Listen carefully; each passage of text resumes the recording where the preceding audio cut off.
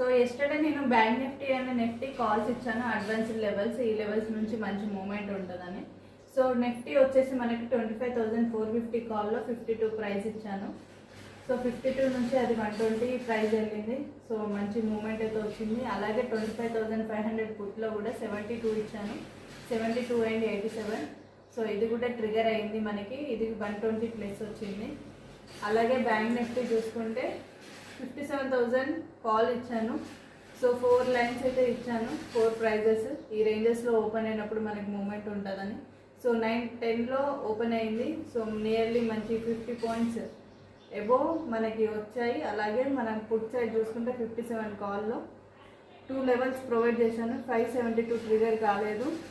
So 648 trigger అయింది. Nearly 720 plus points అయితే capture అయ్యాయి.